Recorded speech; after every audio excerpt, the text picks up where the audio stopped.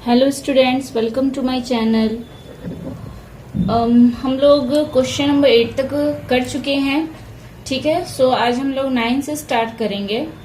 इससे पहले आप लोगों को मैं बोलना चाहती हूँ कि यदि आप लोगों ने अभी तक मेरे चैनल को सब्सक्राइब नहीं किया है तो प्लीज सब्सक्राइब कर लें, क्योंकि हिंदी मीडियम, इंग्लिश मीडियम के लिए ये बहुत ही अच्छा मौका है। आप लोग अपने घर में बैठे ही आप लोग ट्यूशन ले रहे हो, सिर्फ आपको एक सब्सक्राइब करना है, लाइक करना है, अपने फ्रेंड के साथ शेयर करना है, ताकि मुझे भी इनकरेज मिले, मैं भी करूं। Okay, so please subscribe my channel और वीडियो को आप लोग एंड तक देखना ताकि आप लोग को अच्छे से समझ में आए। तो चलो हम लोग स्टार्ट करते हैं क्वेश्चन नंबर 9 से। Exercise 10.2 question number 9। ओके, एक यंत्र चालित तांत की क्षमता एक हस्तचालित तांत की क्षमता से 2.1/4 गुना है। 12 हस्तचालित तांत 1080 मीटर लंबाई के कपड़े को 18 दिन में बनाते हैं। 2700 मीटर लंबे कपड़े को 15 दिन में पूरा करने के लिए कितने यंत्र चालित तांत लगेंगे, ये हमें निकालना है त्रैराशिक सूत्र से। ठीक है, चलो हम लोग करते हैं इसे। पहले यहाँ दिया हुआ है कि एक यंत्र चालित तांत की क्षमता, यहाँ पे दिया हुआ है कि हस्तचालित से यहाँ 2 होल 1/4 टाइम्स है। ठीक है, तो हमें यहाँ पहले लिखना होगा कि यहाँ पे जितने भी दिया हुआ है कि ये हस्तचालित का दिया हुआ है कि 12 हस्तचालित यानी हैंडलूम का दिया हुआ है। यहाँ पे हैंडलूम प्रोडक्शन से मेरा 1080 यहाँ पे कपड़ा बुनाई हो रहा है 18 दिन में। फिर 2700 मीटर कपड़े के लिए यहाँ पे 15 दिन लग रहा है। तो हम लोग पहले निकालेंगे कि हस्तचालित तांत से यानी हैंडलूम से हमारा कितना ये पहले कितने तांत लगते हैं, कितने यहाँ पे हस्तचालित तांत लगेंगे। ठीक है, तो चलो हम निकालते हैं। लिखेंगे पहले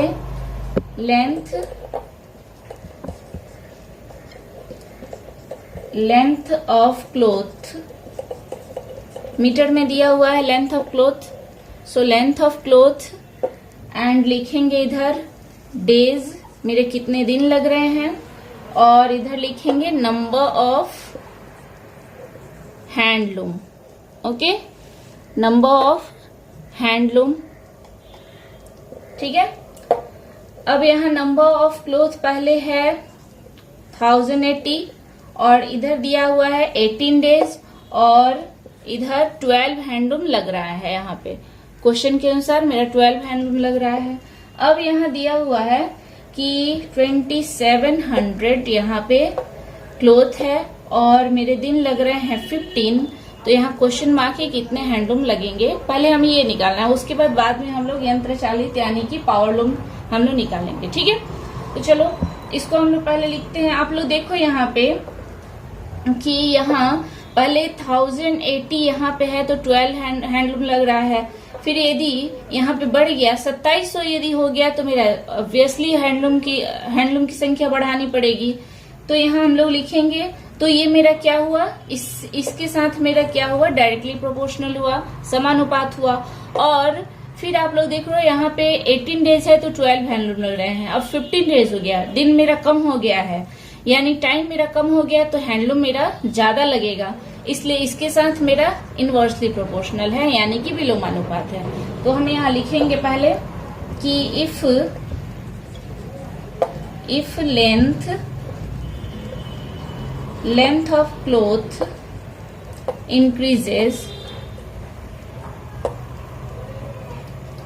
increases then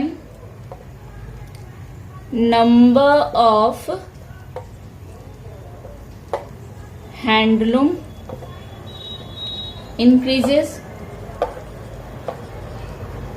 ठीक है, नंबर ऑफ हैंडलूम इंक्रीजेस, तो सो it is directly proportional. Okay, यानी ये इसके साथ समानुपात है।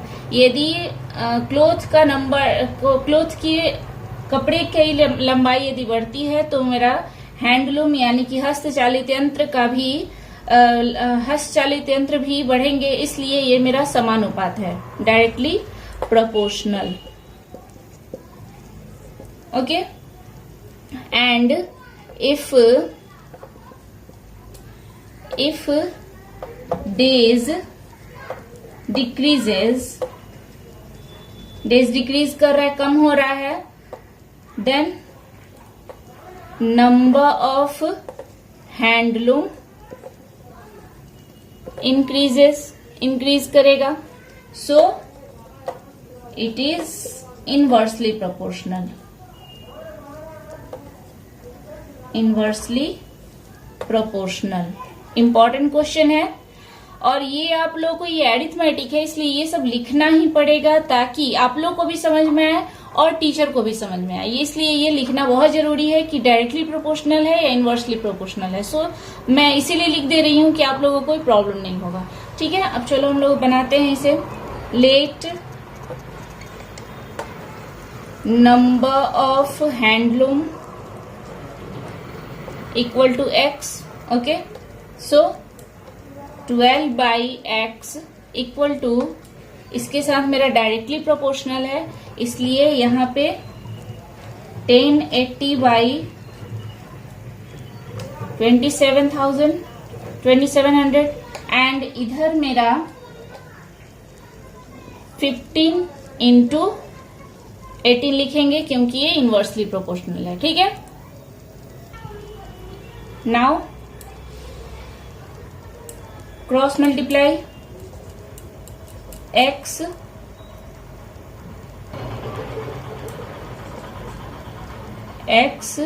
और ये 1080 इंटू 15 इक्वल टू इधर 12 into 2700 into 18।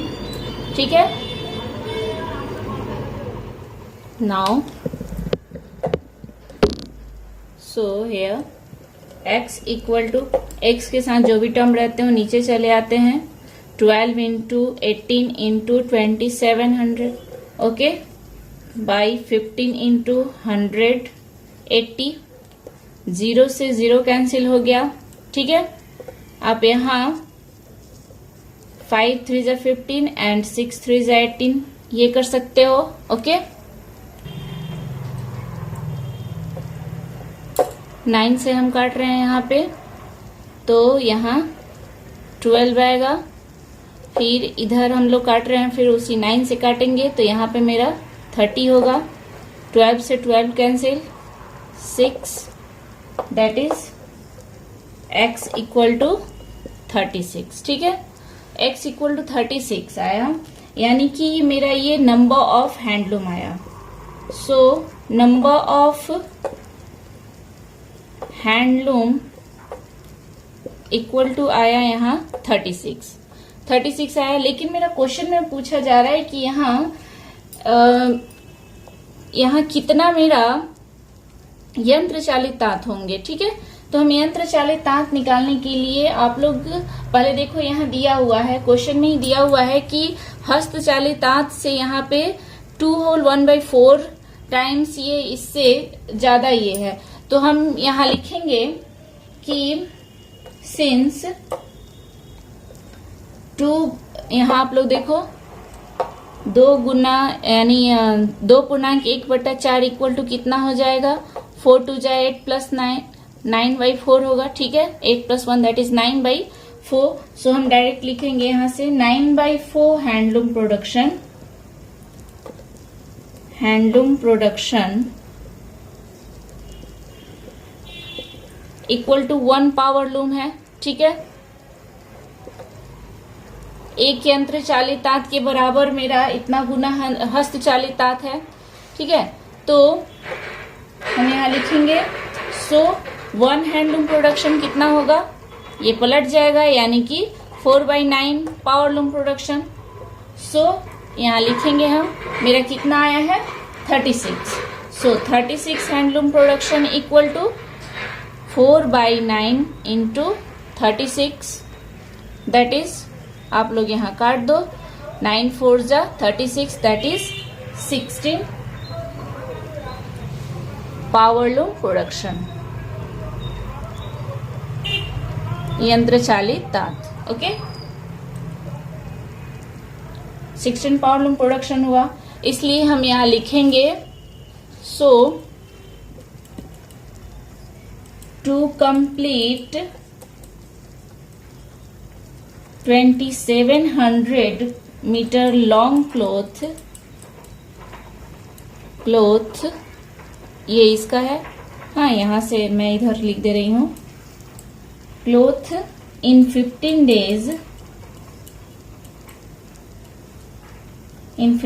Days 16 power loom are required.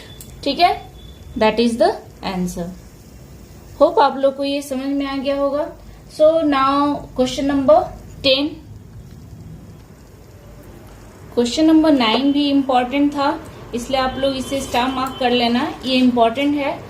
And now 10 यहाँ दिया हुआ है, 25 कृषक एक समवाय समिति के 2400 बीघा जमीन को 36 दिनों में जोत सकते हैं।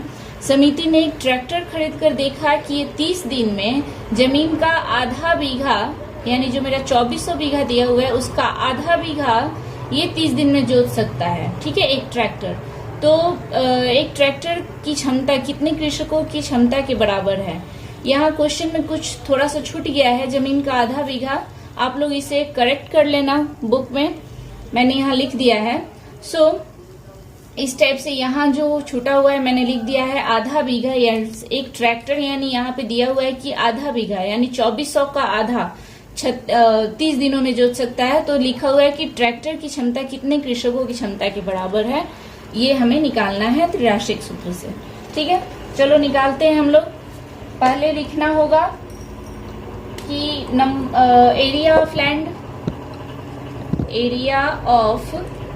लैंड और इधर देना होगा डेज, दिन कितने दिन लग रहे हैं और कितने मेरे कृषक लग रहे हैं, यानी number of farmer.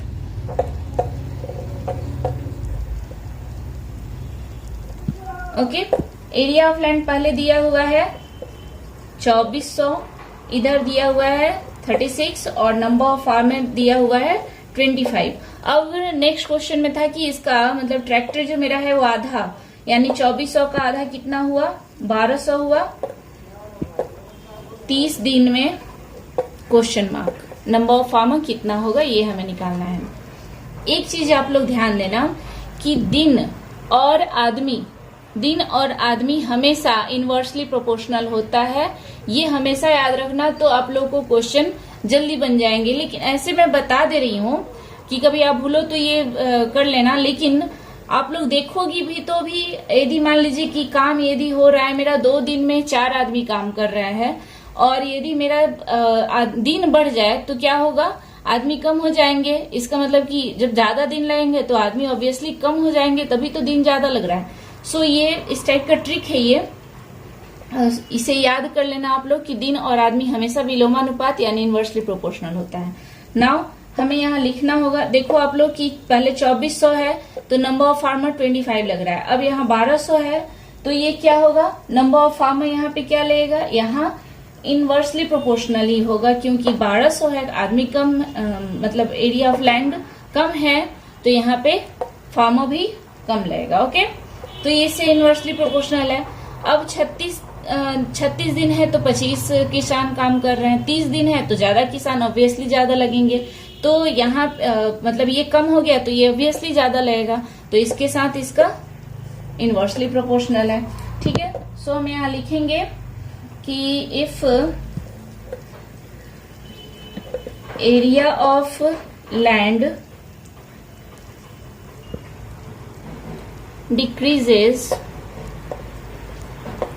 decreases then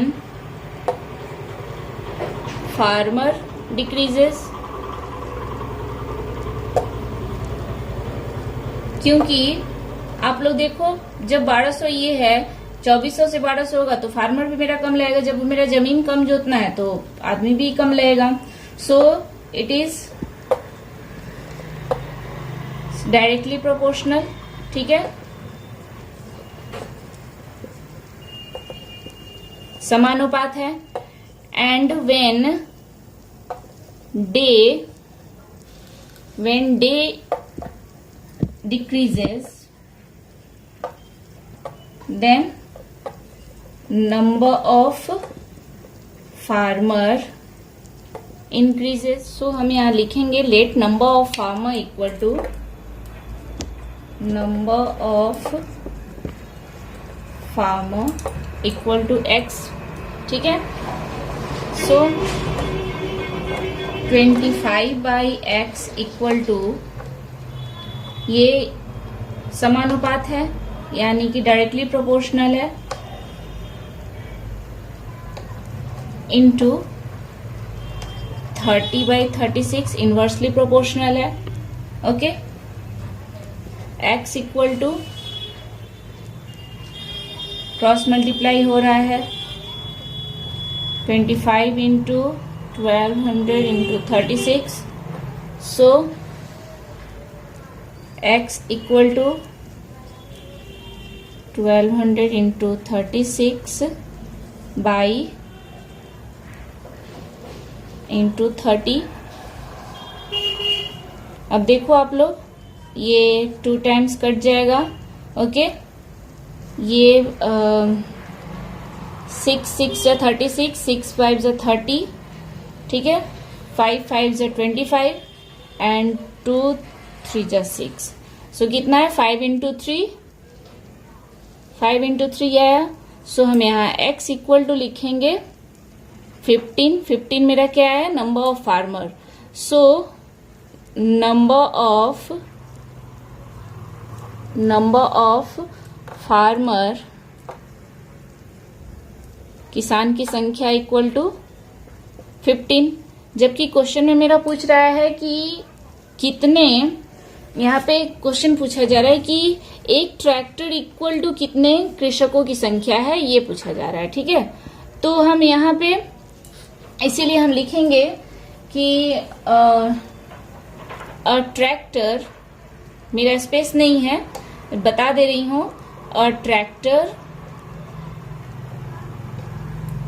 tractor power is equal to 15 farmer. Okay, 15 farmer. ठीक है, that is the answer. Now question number 11। Question number 11 में दिया हुआ है कि एक जहाज को कोलकाता से कोचीन जाने में 25 दिन लगता है। जहाज पे 36 नाविकों में से प्रत्येक के लिए 850 ग्राम खाने की व्यवस्था करके यात्रा शुरू की गई है, लेकिन 13 दिन बाद जहाज पे डूबते जहाज पे से 15 नाविकों को ले लिया गया है और जहाज का वेग बढ़ा दिया गया है, जिससे जहाज 10 दिन में कोचीन पहुंच जाए। ठीक है, अब यहाँ पे बोला जा रहा है प्रत्येक नाविक प्रतिदिन कितने परिमाण में खाना खाएं कि बचे खाने को खाकर सुरक्षित कोचीन सभी लोग पहुंच जाए और खाना भी खत्म हो जाए। ठीक है, इसे त्रैमासिक सूत्र से हल करना है। सबसे पहले आप लोग देखो कि यहाँ पहले 25 दिन है और 13 दिन बाद, यहाँ मतलब कि मेरा कम हो गया है 13 दिन के बाद क्या अब बताया जाएगा। ठीक है, और पहले 36 नाविकों की संख्या थी, अब 15 उसमें ऐड हो जा रहे हैं। 15 और डूबते हुए जहाज में से 15 नाविकों को ले लिया गया है। ओके, तो हम लोग पहले लिखेंगे कि नंबर ऑफ, जितने मेरे पहले नाविक थे यहाँ पे 36 थे, अब हो गए हैं 15 और ऐड हो गए हैं। तो यहाँ पे लिखेंगे कि क्वेश्चन नंबर 11 है, यहाँ लिखेंगे कि आफ्टर 13 डेज, 13 दिन के बाद क्या हो रहा है, ये हम पहले लिखेंगे। Number of sailor equal to बढ़ गया है 36 प्लस 15, ठीक है, दैट इज 51। ओके, और फूड कितने दिन के लिए है। ठीक है, तो पहले 25 दिन था और 13 दिन घट गया है। सो फूड लिखेंगे यहाँ पे, food for remaining days equal to, पहले 25 दिन था, अब उसमें से 13 माइनस हो गया, दैट इज 12 डेज। ठीक है, अब हम यहाँ पे ये बनाएंगे कि पहले लिखेंगे नंबर ऑफ सेलर, इधर डे लिखेंगे और इधर लिखेंगे कि फूड मेरा कितना स्टॉक में है। ठीक है, फूड इन स्टॉक ग्राम में। नंबर ऑफ सेलर पहले मेरे 36 थे और दिन 12, क्योंकि 13 दिन ये हो गया है उसमें से, और पहले कितने खाते थे, 850 ग्राम करके खाते थे। ठीक है, अब यहाँ पे नंबर ऑफ सेलर 51 हो गया है और 10 दिन यहाँ पे दिया हुआ है कि 10 दिन में हमें पहुंचना है कोचीन, तो यहाँ पे कितना ये बढ़ रहा है, तो हम लिखेंगे यहाँ अब डेज मेरा हो गया 10 डेज और यहाँ क्वेश्चन मार्क। ओके, नाउ लिखेंगे। अब आप लोग देखो, पहले नंबर ऑफ सेलर यहाँ पे 36 था, अब 51 हो गया, यानी कि विलोमानुपात होगा, क्योंकि अब यदि 51 सेलर हो गया तो खाना ऑब्वियसली ज्यादा लगेगा, तो इसके साथ ये विलोमानुपात यानी इनवर्सली प्रोपोर्शनल हो गया। और पहले 12 दिन था तो इतना लग रहा था, अब 10 दिन है तो ज्यादा लगेगा, इसलिए इसके साथ भी इनवर्सली प्रोपोर्शनल ही है। ठीक है, तो लिखेंगे कि मेरा स्पेस कम है, इसलिए आप लोग लिख लेना कि ये दोनों इनवर्सली प्रोपोर्शनल है। ठीक है, और नहीं तो मैं लिख दे रही हूं। ठीक है, if number of sailor increases then food decreases. यदि दिन आदमी बढ़ेगा तो खाना कम हो जाएगा। ठीक है, so and when days decreases then food increases. So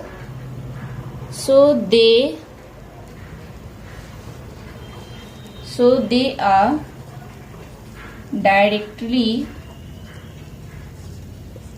proportional. ठीक है, डायरेक्टली प्रोपोर्शनल है। ओके, लिखेंगे लेट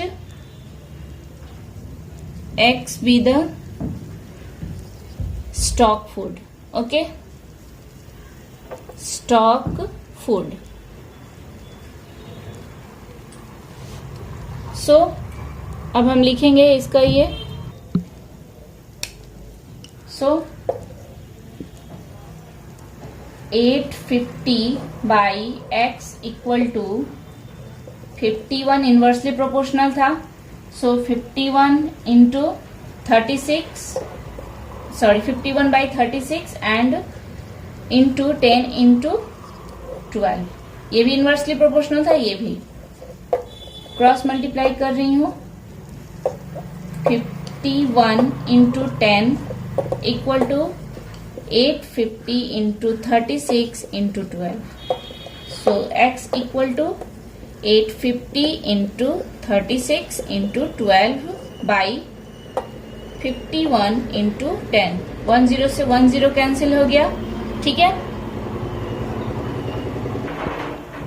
17 3 जा 51 and 75 जा 85, 3 4 जा 12, दैट इज कितना बचा 5 इंटू 36 इंटू 4 x equal to, so x equal to 720 gram. X मेरा फूड स्टॉक था, सो हम यहाँ पे लिखेंगे, so every sailor will consume 720 gram per day. Answer. ठीक है, that is the answer. Hope आप लोगों को ये क्वेश्चन समझ में आ गया होगा। ये बहुत ही इंपॉर्टेंट क्वेश्चन है, क्वेश्चन नंबर 11 बहुत ही इंपॉर्टेंट है। ये एग्जाम में अक्सर आते हैं, इसलिए आप लोग इसे अच्छी तरह से कर लेना। और नेक्स्ट वीडियो में मैं क्वेश्चन नंबर 12, 13 बताऊंगी। होप आप लोगों को मेरी वीडियो पसंद आया हो। सो प्लीज फ्रेंड अपने दोस्तों के साथ शेयर करो और सब्सक्राइब करो, ताकि मैं आप लोगों के लिए और नए नए वीडियो बना सकूं और आपको मेरे नए नए वीडियो का अपडेट्स मिलते रहें। ठीक है, थैंक यू, बाय बाय।